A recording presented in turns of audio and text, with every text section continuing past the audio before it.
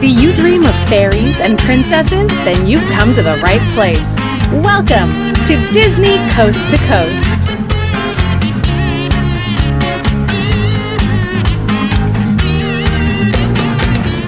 Hey folks, and welcome to Disney Coast to Coast, the ultimate unofficial Disney fan podcast. I'm Jeff DePauli, and today on the show, my friend Leslie Carrara-Rudolph is joining me to discuss the use of puppetry in the Disney parks throughout the years.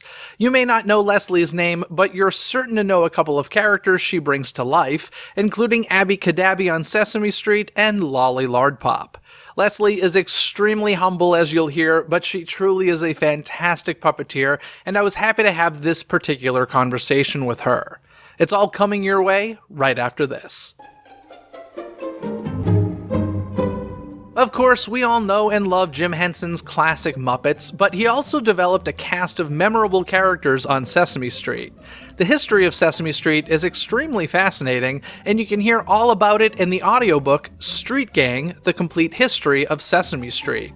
And guess what? You can get this audiobook completely for free over at audibletrial.com/DCTC. The audiobook is even narrated by the late Carol Spinney, who we all knew better as Big Bird and Oscar the Grouch. So head on over to audibletrial.com/DCTC to get this or any other free audiobook today. That's audibletrial.com/DCTC.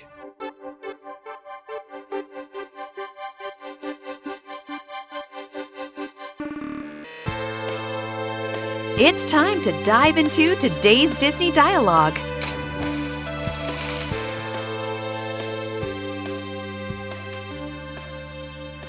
Hello, Leslie, and welcome to Disney Coast to Coast. I'm so excited that you're finally here. I'm super excited. We have to get our Disney fix somehow. I know. It's driving me crazy. We have had fun together in Disneyland, but never here on the podcast, so I'm so excited to have you here. This is going to be awesome. And I have the perfect topic of conversation for you because you won't say it, but you are a puppetry master genius. I'm so not. I'm a puppetry work in progress. How many Emmy nominations do you have now? That was for the team. I just happened to be the winged person that... Oh, stop it. Before we get into the puppetry in the Disney parks, can you talk briefly about some of your amazing credits? Oh my gosh. Well, I think my big plunge into the world of puppetry was on Muppets Tonight, which was on ABC. Yeah. And that was in 96. I remember. Oh my gosh. Oh, wait a sec. Does this mean you worked with Rick Moranis? I did.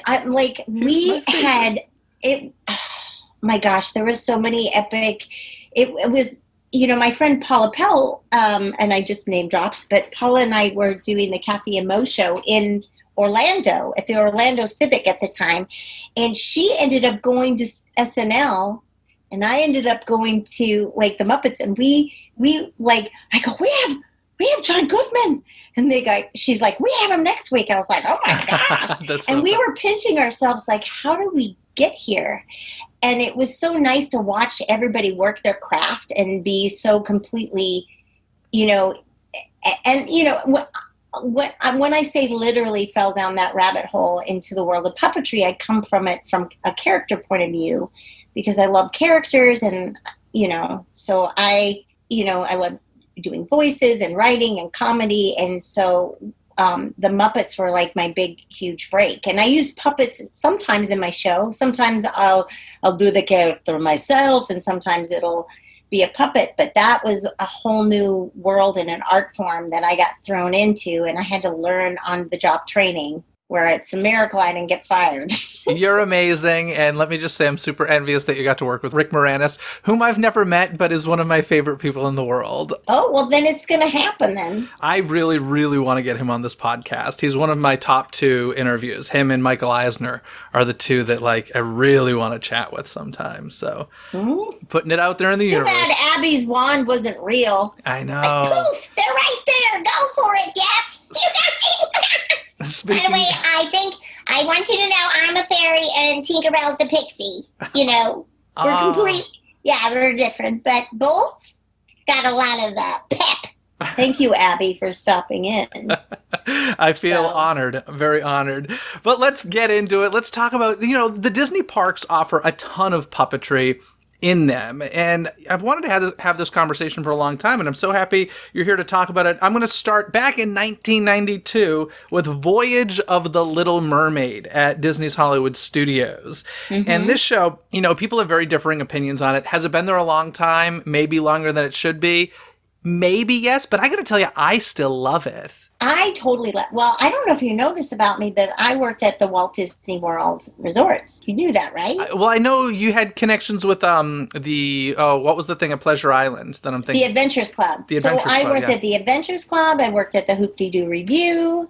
I did Dolly Drew, and then I did, whenever there were special events, they would pull me, and I would do kind of like a street atmosphere character. I'd be like an elf, and I'd tell stories in the village. I'd have my own little puppets and such. But I remember going to the Little Mermaid for the first time, and I used to always, before work, I would go to, back then they had the animation tour. Yeah. And I'd see the Little Mermaid, and it's just magical because you are all of a sudden immersed, you're underwater, the way they use all the different facets of puppetry. And so I'll let you do the lead in, but I think it's magical. Yeah, no, well, one of the big things they do here is a lot of blacklight puppetry. Mm-hmm. And to me, this was interesting because, the characters are like neon painted essentially, and they're being blacklit, and the background's all black, and the puppeteers are dressed essentially in black leotards so that you can't see them. And this is very much like the way I'm sure you've done many times for television with a green screen or a blue screen, where that's digitally removed. In a theatrical world, we're just not seeing the puppeteer. So it's similar, but different. Right. Well, and actually it's an old art form. I think it's called Czech black theater. So the way things are lit, and you're all in black. And also there's tabletop puppetry, and there's all different art forms, all different styles of puppetry in that. So they use that. And they also, there's 9 puppeteers, and in that black light, under the sea, all 9 puppeteers are working, and they're coordinating and choreography. And so it's an incredible dance, Yeah, it's crazy. I love when you can tell there are puppets that have been there the whole time, and they just remove a piece of black fabric to reveal them. And I don't know, I still really enjoy this. And I know it's really basic, but I find it really magical and really enjoyable to watch. And I like that, the characters are their genuine sizes. So Sebastian and Flounder are small, as opposed to somebody in a full costume where you're why is there a giant crab on stage? Yeah, they're all in proportion. Yeah. So you can buy that you've been transported into that world. And I think, that happens. I think puppetry and the arts are how we collaborate with our spirits. So when you are there, you're already in that, in that mood to go under the sea and to be part of her world. See what I'm doing there? Those little sound bites. So when that happens, you buy in immediately to that.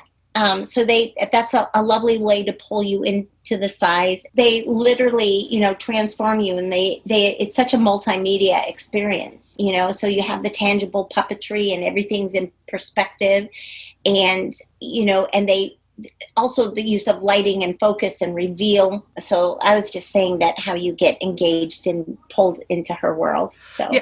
I also love, in that whole blacklight puppetry world, it allows you to create that sense of floating, right, with the puppets. Mm-hmm. And I think that that's obviously something that works beautifully with something like The Little Mermaid, where you're literally, figuratively under the sea. But I think it's great. I love it. It's something I check out every time I go. I know some people don't, and some people are tired of it. I will stand by it. Plus, one of my favorite Disney characters of all time, Ursula. Talk about a puppet. That thing is a massive little puppet. I don't even know. There's at least 2 people in there, I would assume, right? Well, let me tell you, Jeff. Just love her. There is a driver She's like a little vehicle afloat, and then there's two puppeteers. So, and this is what I find fascinating. I have some inside scoop, is that the hands, like there's one puppeteer doing the right hand and the lip sync. Okay. And there's another puppeteer doing the left hand, and I think maybe the eye blink and the head movement. Okay. So they're working in tandem. And this was like in television puppetry, we have monitors. So we can look at our character. If I have an assist or somebody's working on Abby's wings, or, I need to clap or something, we can see each other on a monitor. But those performers, they don't have any monitors. So they totally have to feel each other's movements. There's choreography. So, they've choreographed those movements. So it appears that she's moving together. So it's quite a feat. So you have someone driving her around the stage. Then there's a lip sync that's on like a bicycle pump. But that's another thing. That's a testament to how wonderful these performers are. I mean, I think the puppeteers in the theme parks are some of the hardest working performers. They're just incredible, and they're multitaskers, and they have to know all different puppetry forms. So I'm always amazed when you see one character being performed by more than one performer. Like, to the amount of synergy and just speaking of the two puppeteers with each other and stuff, to get that to convincingly be one character is really amazing. And applause to them. And that's why puppetry is so cool. And the Voyage of the Little Mermaid, super, super cool. But let's move on. A couple years later, in 1994, Legend of the Lion King opened in Magic Kingdom. And that was in the space that is currently Mickey's PhilharMagic. And yeah. And this, we get Rafiki in there as like a full costumed character, but Rafiki's mouth is articulated in that. And when you were watching that, did you have any guesses as to how that's done? I have a feeling that's like an electronic offstage sort of thing, right? I think the performers doing it themselves. Okay. Because they're, I think that they are, unless there's a Waldo backstage, but I think... I was thinking it was a Waldo, but maybe you may... Or, you know what? It may be pre-programmed since it's pre-recorded audio as well.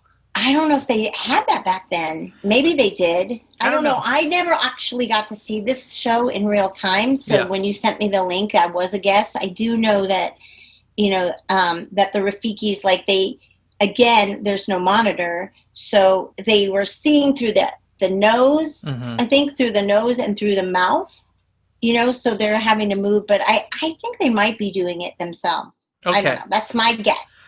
Well, you brought up a term, and I want to talk about it real quickly, and you said a Waldo arm. And these are, for people that don't know, these are basically electronic, and you correct me if I'm wrong, but electronic puppets that are done like off-screen or off-stage, and it's controlling another figure electronically.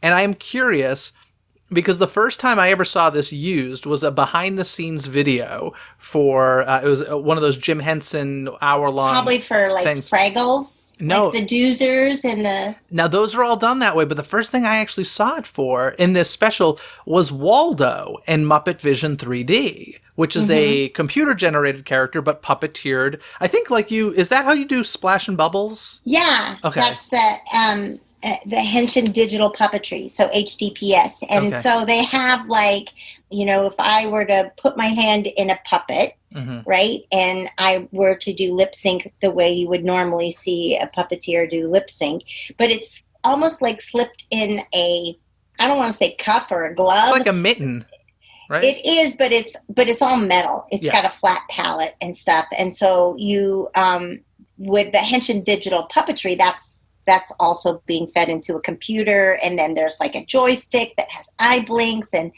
we've got that's like being a mad scientist. We have foot pedals that we can program expressions. So like when I was doing Bubbles, if I went, thank you very much, and I programmed an Elvis lip, and my body performer would do like a little thing with the fins, So yeah, I think some of those things, but I don't know if they use those in the parks. Okay, I know they use it in Crush, right? Oh, Turtle yeah. Talk. Turtle Talk with Crush. Turtle Talk, That's a whole yeah. other sort of puppetry and performance there with digital Yeah. characters. Yeah, but I do find it interesting that in Muppet Vision 3D, that character is named Waldo, and those are called Waldo arms or something, right? What's the term? They call it a Waldo. In this Lion King show, we also get now a giant like Mufasa, a giant Scar.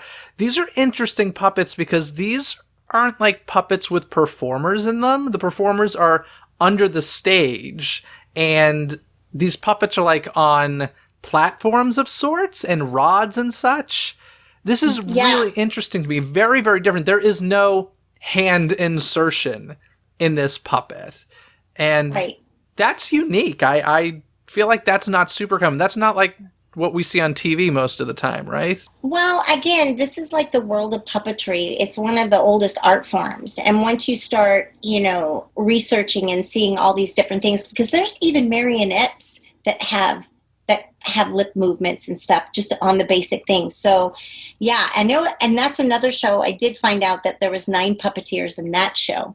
And so they had different tracks. So I think that, once you're proficient at a style of puppetry, you get really great, and then you learn another track. But those huge puppets, the lions, I think there was one puppeteer for all those specific style. Wow. That's one track. Now, what's the benefit in a case like that? What's the benefit of having a puppeteer doing that versus making those audio animatronic figures? Does that usually just come down to a cost thing, since shows maybe are designed to run like 18 months as opposed to a 20-year ride? Or for me, I feel like a puppeteer really puts their heart and breathes life into these things. So there's more options. It's not, you can tell it's not animatronic. If something happens, like if something does happen on stage, a puppet can take focus.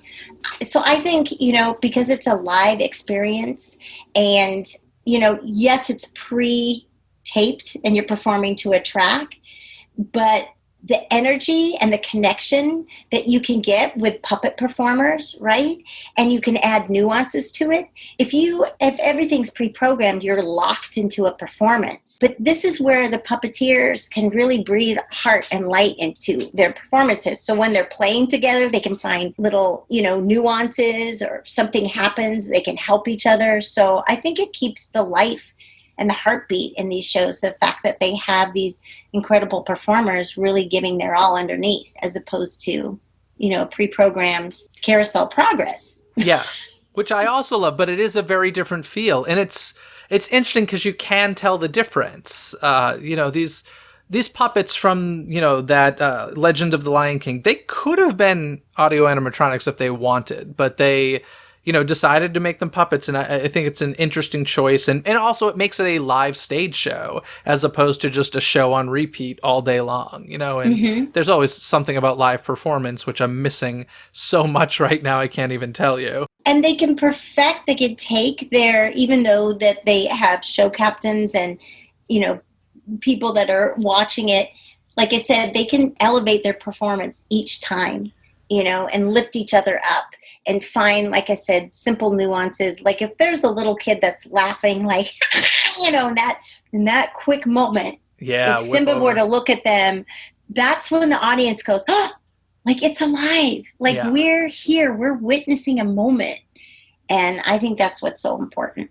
Yeah, very cool. By the way, just to go back, something just popped in my head about the Waldo arms you're talking about. You're saying, I don't know if they use those in the parks so much, but are you familiar with the Muppet Mobile Lab that was in Epcot with Bunsen, Beaker? Oh, I heard about it, and I didn't get to see it. I don't know that I got to see it when I was visiting at Walt Disney World, the Muppet. Yeah. I was trying to think if I knew the puppeteer who was working on that. But that was probably a Waldo, because that was like a free-roaming sort of vehicle that went through the park, and so somebody off stage was, obviously operating Bunsen and Beaker, and that would have probably been a Waldo, right? One would assume. I would assume so. So, yeah. Yeah, I need to Google it. Oh, you've never even seen it?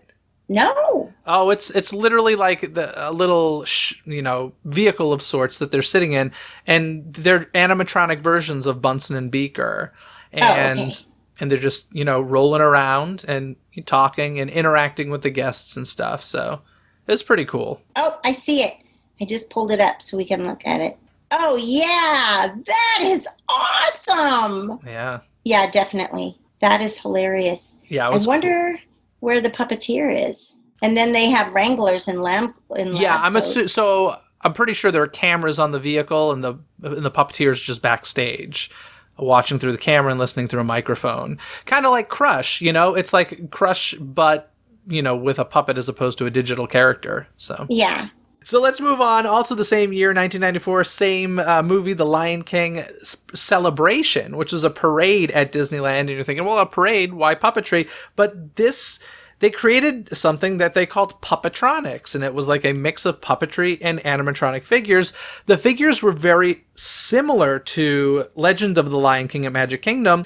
The difference is there's no understage portion for the puppeteers to be in. So in these characters, like the puppeteers were actually inside of them. Mm-hmm. So in the case of, Nala and Pumbaa and Simba and all of these characters that were very similar puppets in the Magic Kingdom show now are on parade floats, and the performer has to be like inside of them. So similar but different, and giant giraffes with these long necks and these blinking eyes and stuff. These were fascinating to me. And by the way, this was one of the greatest parades that Disney ever did. I loved this parade so much. So beautiful. Those rhinos. Yeah, even those are puppets, right? Oh my God. I love them. They're so magical.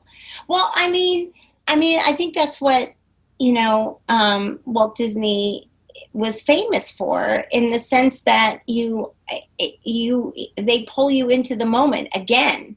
I remember even the electric light parade. Those? I got so excited when one of those like little worms came up to me. I was like freaking out. And that's bugs. Just like yeah. So, if you imagine up there and Simba looks at you and leans over, you're like, and I think that's one of those things, is that when you feel seen and heard and you laugh, that connection is just undescribable. And all the choreography and, that coincided with that, it was just stunning. Now, one of the things, though, that, being a puppeteer inside one of these hot, cramped suits, one thing I want you to touch on is just like how physically uncomfortable puppeteering can be. Because, like, anybody listening, try and just hold your hand and arm above your head for 5 minutes and see how you do. I am amazed at what you do.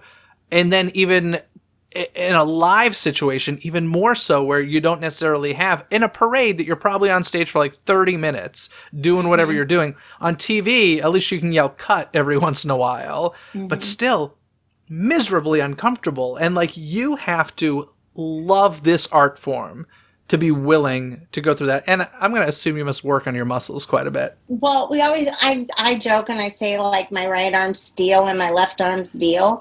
But, we're all pretty much deformed. I think that is one of those things where I say it's not about you, it's through you. And so you find a way to channel that energy. And at the end, you're like, oh, but it really is putting a heartbeat up into your character and making that happen. And so I just think that, Tim Lagasse used to say, if it was easy, everybody would do it, but you really do have to have a love for character and movement and the art form in order to put yourself out there in that way.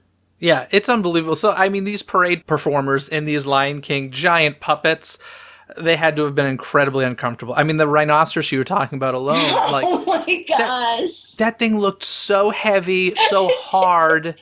I can't even imagine. Bless them. Unbelievable. Yeah.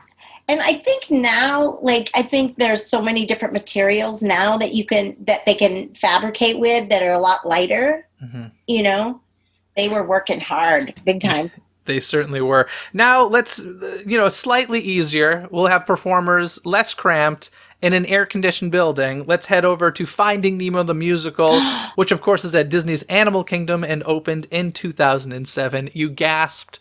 I assume you have some love for this show, yes? Oh my gosh. Well, I saw it. It took me a long time to see it because I don't, I'm trying to think though, the first time I saw it, and I was blessed enough to go backstage.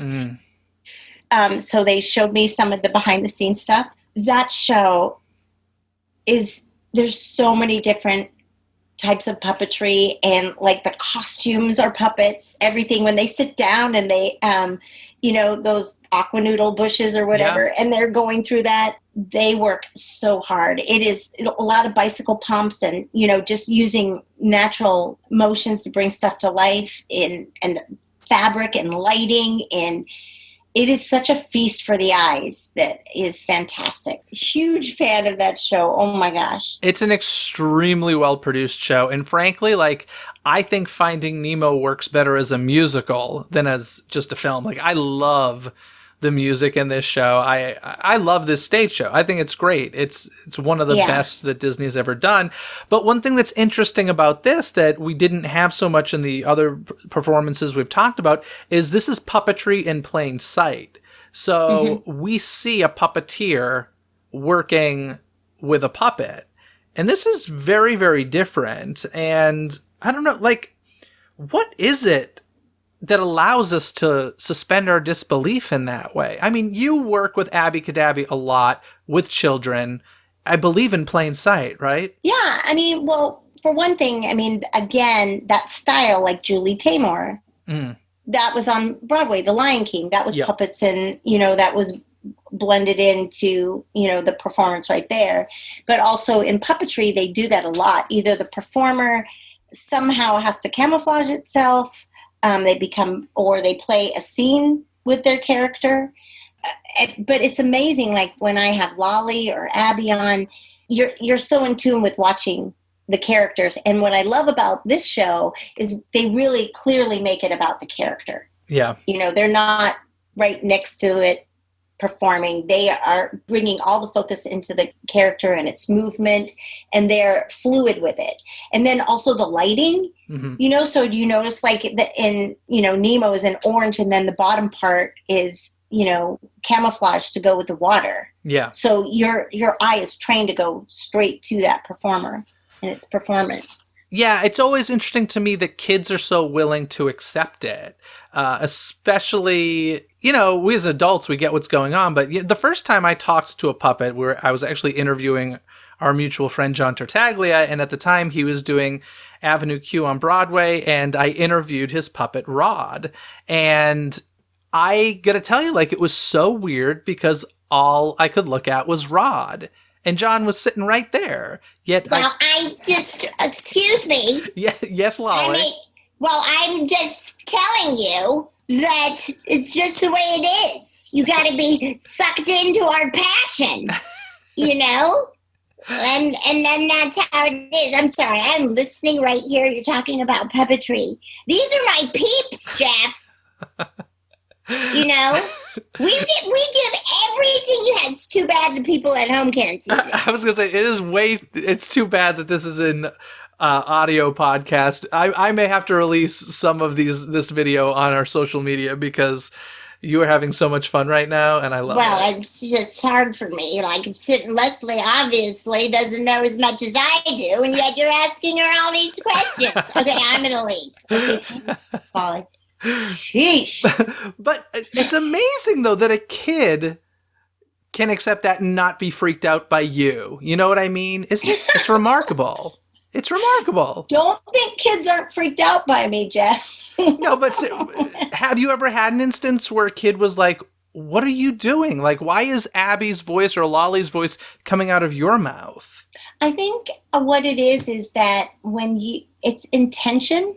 So if we're on the street and I'll just go and Abby will just be sitting, and I let the child come to me. I'll sit there and I'll, in their time, it's not, it's how you present the material. I think that when you establish an environment like they did in Little Mermaid, you're pulling them into that world and your eyes adjust, and that there's something inside of you that says, okay, I'm in this space right now. And kids are so willing to jump into that space with you. So when they see that, and some of the kids might probably say, why is that guy holding a giant whale up there and singing, or that shark, but then after a few minutes, the character is so entrancing and so passionate and so focused that that's all you look at. Yeah, it's really incredible. I love that show. And, there are so many different types of puppets, as you said. I think Ray is a really cool one who comes out like on a bicycle of sorts and these giant wings flapping. Like, what a cool, massive puppet. And I don't know, it's still a puppet, right? Like a human is manipulating it, but it feels like more than a puppet. It's weird. Yeah. I think there's so many clever design choices. When they're doing the sword fight with the swordfish. Yes. And they're doing those things.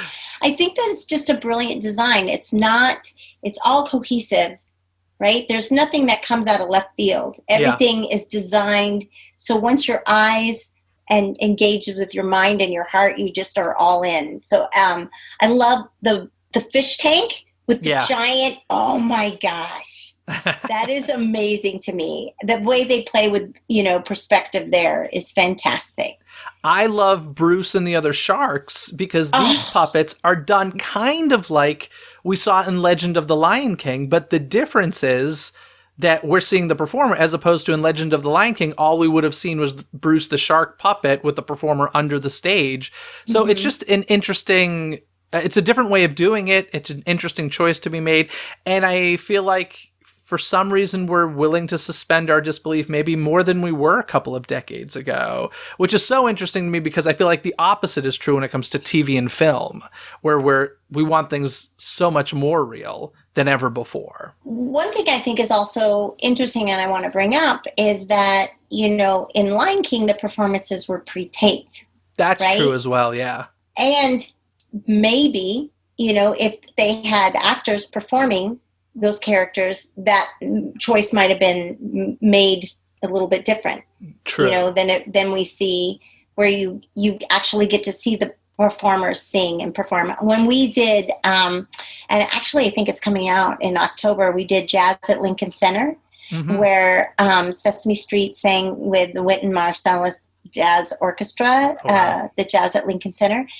And we weren't masked, right?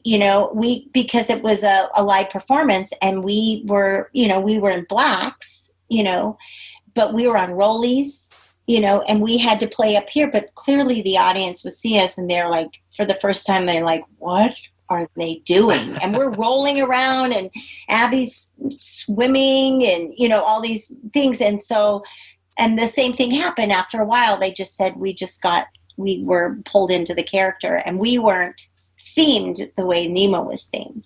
Now, also in this show, we've got that giant Crush puppet. But the thing that's interesting about this, and I don't think this is true for any other character in the show, is we see Crush's performer on top of the puppet, and he's not manipulating the puppet at all. It's him performing and singing, but there are other different puppeteers controlling Crush. And that was super different and interesting as well, I thought. Agreed. Like I said, it's just a feast for the eyes, that whole show. Yeah. And they're on wires to boot. Squirt. Yeah, Squirt is a great example of that. And that's a whole other different sort of puppet where the whole body is used because the performer's legs are Squirt's fins and we have the puppeteer's hands controlling Squirt's face. And, there's a lot of different puppetry used in that show, all beautifully, all spectacularly, and it's a very, very impressive show that, frankly, they got to put on the cruise line somewhere because it would just make sense, I feel like. Did you get to do Disney Cruise? I did the year it came out, so like way back when. I did one of the first ships, so it's been a long time for me. I haven't been in a long time. Yeah, it is. It's such a beautiful show. I think it would be beautiful on Broadway. Yeah. The Muppets in general need to come to Broadway, and I've said it for many, many, many, many, many, many years. And people should listen to you. I'm telling you, Muppet Christmas Carol on Broadway, limited event, I think would be the biggest hit of the holiday season. Just Agreed. saying. And I keep hearing rumors of Emmett Otter heading in that direction, and I hope it comes true because nothing would make me happier. I hear those rumors too, and I think it would be beautiful. Yes, absolutely. Now let's get into some territory you know very well, and that is the Muppets Present Great Moments in American History. Of course, this opened in Magic Kingdom in 2016. And so this is interesting because everything we've talked about up to this point is kind of interpretations of characters in ways we've never seen them before. But in Muppets Present, these are the characters as we know and love them. We've got, Kermit, Gonzo, Miss Piggy, Sam Eagle, Fozzie Bear, just the way we see them on TV. And that is a whole other level of awe, in my opinion, when you see something like that. And I think it's incredible. Agreed. Back when I worked at Walt Disney World, there was certain things that I would frequent, and Muppets 3D was, of course, one of them. Yeah. And I just would get giddy with the pre-show and everything, and they used to have they had a live show. But this is fantastic because you just feel like they're residents there. They're the resident performing troupe. Yeah. The Muppets are just a skosh bigger. That's what I heard, and I was going to ask you about that. Is that true? They're a little larger so that they're easier to see from a bit of a distance? Okay. Yeah, that makes perfect sense. And again, I don't think the Muppeteers, I don't know if they have monitors or not. So okay. I'm not too sure on that. And I think, I'm trying to think how many, I think there's 7 performers. Okay. Because they have, of course, you have Fozzie who has a live hand, right? So they're handling props and everything. And chickens show up. They're handling chickens. I remember just what I think Walt Disney does the best is when there's a happening on the street. Mm-hmm. And I think that's what is so exciting is that wait, what? This is happening, and you are just standing, and all of a sudden you're immersed in this performance. And the one where I don't know if it's American History or Paul Revere. I can't remember which one. Where Sam Eagle is in the Hall of Presidents. Yes, Hall of Presidents is the Declaration of Independence. Declaration of Independence. Yeah, and Paul Revere is they're all in the same building. But yeah, It's such a great show. Now, this is performed to a track because, of course, we have the iconic voices of the Muppets being used in this. And I'm going to assume you've had experience performing to a track. And I'm curious, is that, I would assume, more difficult than using your own voice and performing? Well, the only, when we perform to a track as on Sesame Street, it's because we pre-recorded a song. So it's you hearing yourself. So it's ours, right? Okay. So yeah, but as in anything, you listen to it, it becomes part of your muscle memory. And so it becomes you as if you're lip syncing. It's just the same as you, Jeff, if you're lip syncing to a song that you would sing. So the music part is great, but lip syncing to dialogue is timing and everything. And you're not just doing it as yourself, you're reacting, with puppets, every emotion has emotion. And it's not even the fact that you're doing your own, movements, but you also have to learn the style of Piggy and Fozzie. So these are iconic styles as well. So all of these puppeteers have to learn exactly how these Muppet performers move. So I just can't say it enough. The performers in the park are incredibly hardworking, brilliant performers, and they deserve huge applause. So them right there, they are, and I think the Muppet performers maybe came down and coached them. I think maybe Matt. I'm sure there was some, I don't know if Eric went down, but I'm pretty sure they coached them or watched them and gave them tips and stuff. So that had to be exciting. And all those performers are awesome. Yeah, I would assume that they, gave them some strong notes and stuff. I mean, those are iconic characters, and right. So that's different than doing Lion King, right? Yeah. We talked about breathing life into something and being playful, but this had to be spot on. And they delivered it. They were great. Didn't you think? Oh, I'm obsessed with that show. And I will say out loud, when they said they were putting the Muppets in Liberty Square, I was like, what is happening? This is a horrible idea. And then I saw what they did, and I was just reminded, I was like, oh, of course it works, because that's the thing about the Muppets. They're malleable. You can put them anywhere as long as they keep their sensibility, it's going to work. And it works beautifully. And honestly, especially in this time of social distancing, I wish that they would use them more in the parks and just have them pop up everywhere. You know, Agreed. I think it would be great. Obviously, there's some production that goes into that. The thing I'm really curious to see is when it comes back, because it seems to have gone a bit seasonal based on, you know, when the parks are busy and such. And so when things get back to quote unquote normal, I'll be curious to see if there are new shows, considering we're now in the process of getting used to a different sort of Kermit voice on Disney Plus and such. And I'm curious if that'll affect the show. I don't know. Yeah. I really don't know. I mean, I will echo you in saying that I think that they really need to use them as much as possible, especially in this world, you know, of social distance. Because when you can't, like, I haven't been to I don't think Disneyland isn't open. Still not open as of right now. No. And so imagine, like, one of my favorite things is like the characters and seeing a kid run and hug a character. Yeah. You know, and Pluto, my fairy goddaughter, one of my fairy goddaughters played Pluto, and it's just so wonderful. So I think that the more that they put puppetry and moments that are socially distanced that can engage and help kids connect in a non-screen way, you know, the more, the better. So I hope they listen to you and put them everywhere. I think, you know, production wise, they will have a different timing, you know, but the same Muppet sensibility. Yep. They're amazing characters. They really are. And eventually, these kids growing up with the new Muppet babies, by the time they're adults, I think we'll be seeing a lot more Muppets in the parks, because they're working on a new generation of Muppet fans, and I think that that's fantastic. And right now, we're kind of in a gap period, I would say, but they keep trying, so that's good. That's good.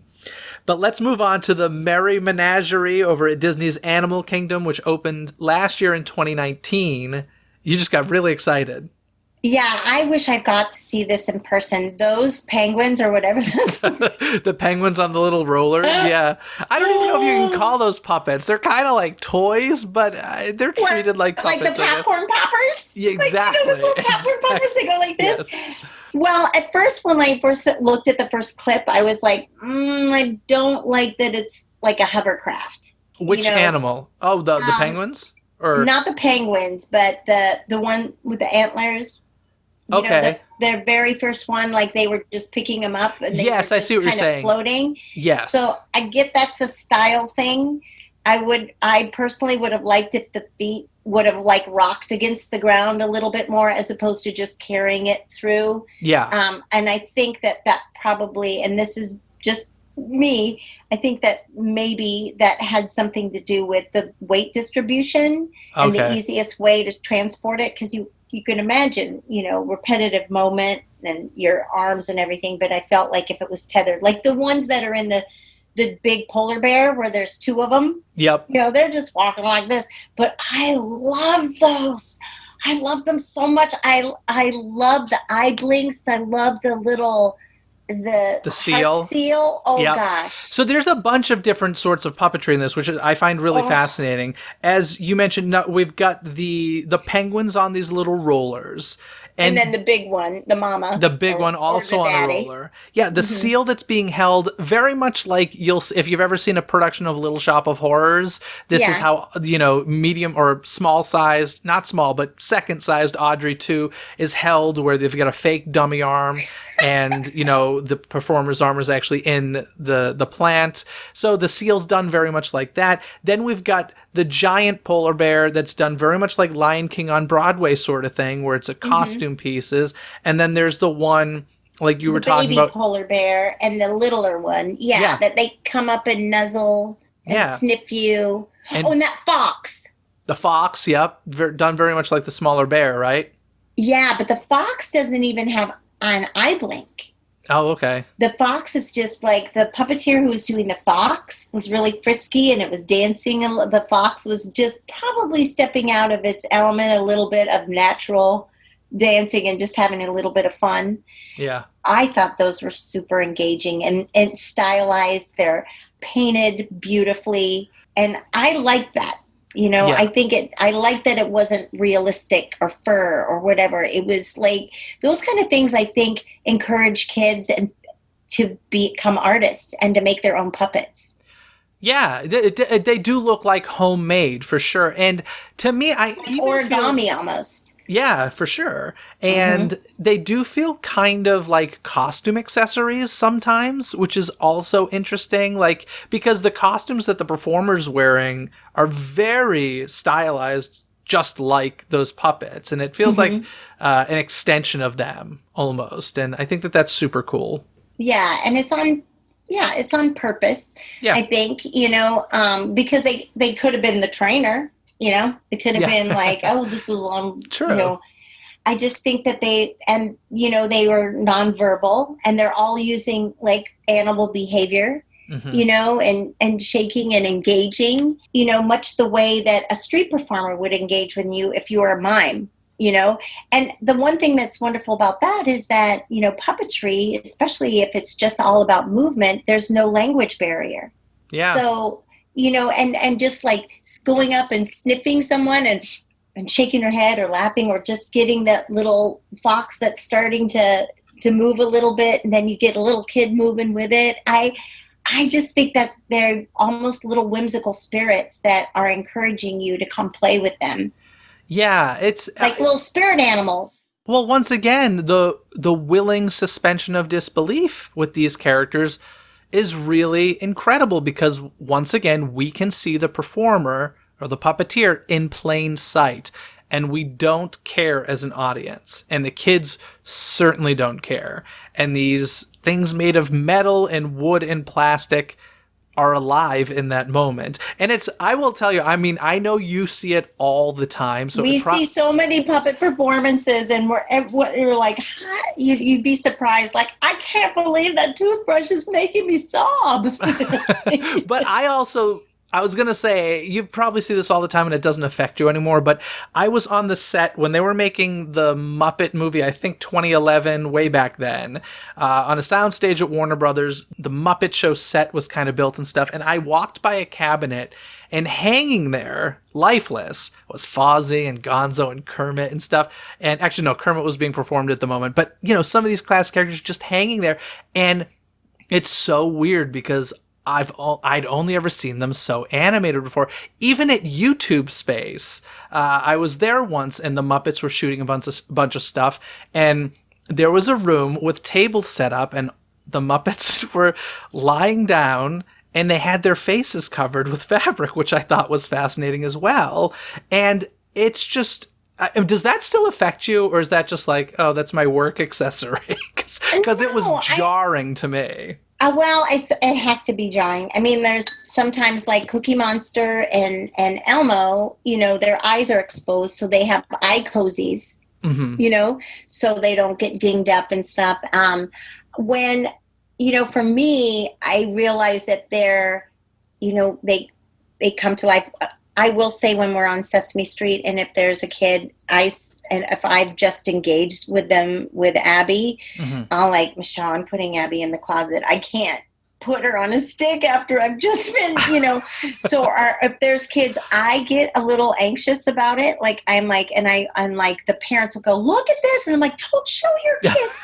What are you doing? Like I kind of get that way, even though you're picking up like I'll grab a penguin off the rack, like So I think I still think of them as like as I'm looking at home. We're talking to each other from our spaces, and thank you again for having me. I was really shy about being on because I'm like, Jeff, I don't think I'm enough of an expert. I think you've done fabulously. You did more research than I did, but as I'm looking at a picture of Carol Spinney and Jim Henson and Chuck McCann and Jerry Nelson, these were these were great performers who cared about engaging with the human spirit and going back to that, because I think there's something magical, and Walt knew that, through the art form. And, puppetry is an art form, and it's like, it's animation in real time. It's going from the page to the stage, and whether you engage in that in something they've already seen, because animation comes right at you, but you don't, when you wouldn't, unless you specifically designed a character look like it was exactly animated, that was a style decision, but it has to breathe life into it. That's why, the parades aren't animatronic, that's because you're in real time and you're getting to, play together. So I feel like, you see them there. They look like poor little Muppet carcasses. They do, because there's no stuffing either, right? So it's not like I can't believe you're saying this. I'm sorry, Lolly's really upset. There's no stuffing. It's not like a teddy bear. It's like a flat faucet. And you're just like, no, it looks like a carpet. It's crushing. You just have to decide not to look at it. It's true. Just like, I can't. And there's people that get them, that they do. Well, that's why, like, on you never see someone take in Times Square. Sure. It's traumatizing. Sure. Those people taking their heads off in front of I was like, what? Yeah. I mean, those characters are pretty traumatizing, even with the heads on in Times Square. With the heads on, but In any case, folks, The Voyage of the Little Mermaid, Legend of the Lion King, The Lion King Celebration, Finding Nemo the Musical, The Muppets Present Great Moments in American History, and The Merry Menagerie, all of these things we've talked about today can easily be found on YouTube if you want to check them out and haven't yet. But now I think it's time for some trivia. Do you know the answer? Get your brain gears churning and play along. It's trivia time. Alrighty, Leslie, do you want to hit me with a trivia question first, or shall I hit you? Oh, no. Okay, hit me first. What other puppet-focused show did the composer of Finding Nemo the Musical work on?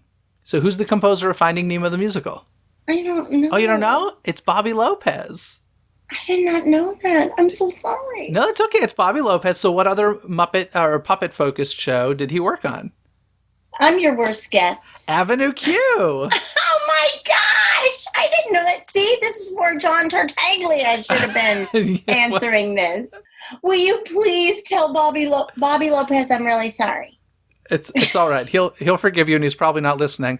Although I did actually interview him on the streets in front of the Avenue Q Theater, the Golden Theater in New York, long before he was the Bobby Lopez. I just ran into him, and I didn't even know who he was, and it was this whole thing. But in any case, I digress. What's your trivia for me? How many puppets were in the Adventurers Club? Oh, I never... On Pleasure Island. Never visited, never saw a video of it, know so little about it, which is why I need to eventually do an episode about it. I'm going to guess and say 13. Ooh, that is amazing. There was 4. 4, okay. Okay, but I will tell you that there was like a big... Babylonia, goddess of woman and all things fertile, was a big head that was mounted on the wall. Okay. And I puppeteered it. So we had foot pedals that moved the mouth, and then we had like a bar that moved the eyes to look back and forth, and then we had a camera so we can, hey, what are you doing at the bar? Can you order me a whatever. So I was up there doing Babylonia, goddess of woman and all things fertile.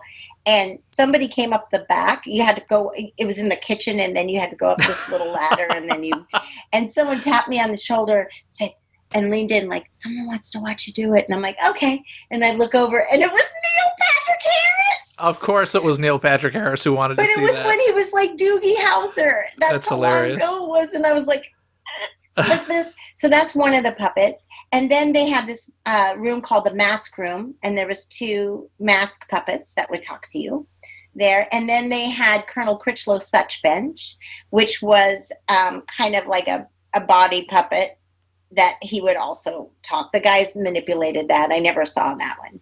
You could say there was another one that was Beazle, but that was just a floating head that someone would stick there. like zombie. Mecca like a high, Mecca high. So, I love it. I guess maybe that's not fair since you didn't. Hey, that's okay. It's not about stumping me or getting it right. It's about interesting information that the listeners can learn something from and enjoy. So it's all good. It's all good. And Leslie, thank you so much for coming on. I know you were hesitant. I'm so glad I forced you to do it. And this was so much fun. They're going to have these puppet people going like, what? She was completely wrong. Stop it. Now, folks, in case you didn't hear in this past Sunday's House of Mouse headlines, I made some pretty exciting personal news. For a long time, I've wanted to create a podcast network to continue producing and hosting more entertaining podcasts. I'm proud to announce the DePodcast Network, which is a little play on my last name DePauli, in case you didn't catch that. So with a new podcast network, that means I must have an additional show, and indeed I do. I'm happy to announce That Halloween Podcast, which will be releasing 31 brand new Halloween-themed episodes every day this upcoming October. The focus of the podcast this year is about how you can celebrate the best day and season of the year safely from home. We'll be talking about lots of Halloween movies and TV specials. Many of them feature Disney titles, plus my special guests throughout the month feature a lot of Disney talents as well. It would mean so much to me if you could search for That Halloween Podcast, THAT Halloween Podcast, wherever you're listening to Disney Coast to Coast, and subscribe today. It's a bit scary and crazy starting a brand new show from scratch once again, and I'd love your support over there. For more information about the brand new podcast, visit thepodcastnetwork.com. That's D as in Disney, E as in Elsa, podcastnetwork.com. It all starts on October 1st. And folks, if you haven't listened to last week's episode of Disney Coast to Coast, be sure and check it out as I chatted with an Imagineer about her projects, the Indiana Jones adventure, the extraterrestrial alien encounter, Mission Space, and more. And next up, we are entering October, so get ready for some spooky-themed episodes of Disney Coast to Coast all month long. The easiest way to make sure you don't miss any of the magic is by subscribing to Disney Coast to Coast on Apple Podcasts, Spotify, or wherever you listen to podcasts. Wherever you search, don't forget it's Disney with a Z, Coast to Coast. And if you'd like to join in on the October livestream Q&A for the DCTC community, head on over to patreon.com/DisneyCTC. That's patreon.com/DIZNEYCTC. And now that this episode is over, go and subscribe to That Halloween Podcast right now. Other than that, folks, have a magical day. Bye! Thanks for listening to Disney Coast to Coast. Have a magical day. Disney Coast to Coast is produced and hosted by Jeff DePauli. Learn more about the podcast and become a supporter at DisneyCoastToCoast.com.